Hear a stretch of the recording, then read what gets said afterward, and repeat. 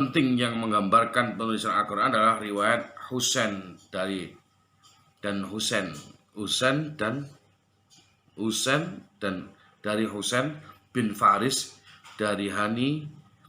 Dia menceritakan suatu ketika saya bersama Utsman bin Affan pada saat mereka sedang menulis mushaf, Utsman mengutusku dengan membawa potongan tulang unta atau kambing yang lebar untuk menemui Ubay bin Ka'ab.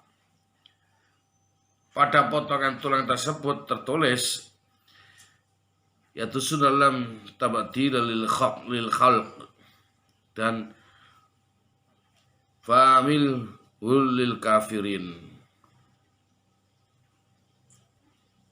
Jadi perawi berkata, Ubay bin Ka'ab meminta diambilkan tinta lalu menghapus salah satu huruf lam dan mengganti dengan lafaz Allah dan menulis dengan Allahu li khalq.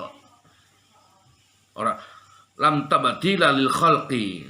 Kemudian mengganti famhil dengan famahil. Dan kemudian dia menulis itu sunnahu lam la tabdil dengan tambahan huruf ha di akhir.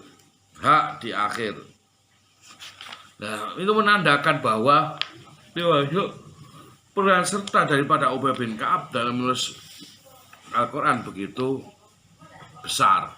Terakhir Abdullah bin Zubair merupakan salah satu panitia penyalin Al-Quran yang dibentuk Utsman bin Affan. Tugas panitia ialah membukukan Al-Quran, menyalin lembaran-lembaran yang telah dikumpulkan pada masa Abu Bakar menjadi beberapa mushaf. Dalam pelaksanaan tugas ini, Utsman menasihatkan supaya satu, mengambil pedoman kepada bacaan mereka yang hafal Al-Quran. Dua, kalau ada pertikaian antara mereka mengenai bahasan, maka harus ditulis memenuhi dialek suku Quraisy, sebab Al-Quran diturunkan menurut dialek mereka masing-masing. Nah, ini perlu betul-betul kita pahami. Ini bahasanya bahasa Arab semua. Terus bagaimana orang Indonesia itu nanti bisa kita kerjakan. Ya, ulumul Quran pada masa tabi'in, setelah masa sahabat, masa tabi'in, penafsiran Al-Quran semakin meningkat dikarenakan semakin luasnya daerah kekuasaan Islam. Perkembangan Islam itu sudah mencapai luas sampai kepada Andalusia, Eropa, sampai kepada Asia bagian timur.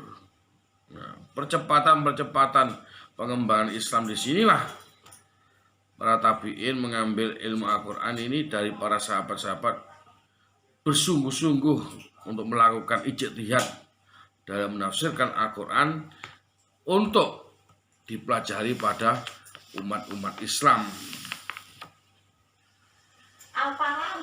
Itu. Nah, ulumul Quran pada berikutnya berkembang. Yang pertama, murid Ibnu Abbas di Mekah, yakni Sa'id bin Ubair, Mujahid, Ikrimah, Maulana bin Abbas, Taus bin Kisan, Al-Yamani, dan Atha bin Rabah. Itu dari sisi Mekah. Dua, murid Ubay bin Ka'ab di Madinah, yakni Zaid bin Aslam, Abu Aliyah, dan Muhammad bin Ka'ab al-Qurazi. Itu di Madinah. Terus murid Abdullah bin Mas'ud di Irak, yakni Alqamah bin Qais, Masruq, Aswad bin Yazid, Murrah al-Hamdani, Amir Asy-Sya'bi, Hasan al-Basri, Qatadah bin Di'amah As-Sadusi. Jadi perkembangan ulumul Quran di masa tabi'in. Nah, masa tabi'in yaitu salah satunya Malik bin Anas memperoleh ilmu Al-Quran dari Zaid bin Aslam. Sekarang masuk ulumul Quran pada perkembangan pada abad ke-1. Jadi langsung saja saya jelaskan karena terbatas bahwa ilmu tafsir, ilmu asbabun nuzul, ilmu nasikh dan mansukh itu merupakan bahasan yang paling besar yang dilakukan pada abad ke-1. Ilmu tafsir adalah ilmu yang untuk memahami kitab Allah yang diturunkan kepada Rasulullah, termasuk menguatkan hukum-hukum dan hikmah-hikmahnya. Menafsirkan Al-Quran pada masa Rasulullah, sahabat dilakukan dengan penyampaian dan penjelasan langsung dari Rasulullah. Para sahabat juga menafsirkan Al-Quran dengan menelitinya dengan Al-Quran sendiri. Karena ayat Al-Quran itu sama lain saling menafsirkan. Kemudian pada masa tabi'in, penafsiran Al-Quran dilakukan dengan Al-Quran, hadis, dan pendapat-pendapat daripada sahabat.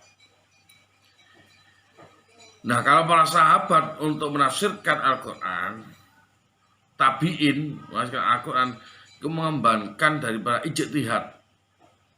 Penafsiran Al-Quran terus berkembang seiring dengan bermunculnya permasalahan-permasalahan yang muncul pada zaman-zaman tertentu. Yang kedua, ilmu asbabun nuzul atau suatu peristiwa yang melatar belakangi turunnya Al-Quran. Dengan adanya azab, dengan adanya asbabun nuzul, turunnya Al-Quran akan mempermudah mufasir untuk memahami suatu ayat Al-Quran dan tidak hanya melihat ayat Al-Quran sebagai redaksi penulisan saja, tetapi lebih kepada tuntunan dan kondisi. Yang ketiga, ilmu nasikh dan mansukh berarti membatalkan pelaksanaan hukum syar'i yang lama dengan munculnya hukum yang baru, atau dalil yang lama munculnya dalil yang baru. Ini menunjukkan penghapusan hukum yang lama diganti dengan hukum yang baru. Nah, keseluruhan ini sudah didasari oleh ijtihad para ulama, para tabi'in pada saat-saat itu. Mungkin itu yang bisa kami sampaikan perkuliahan pada hari Senin tanggal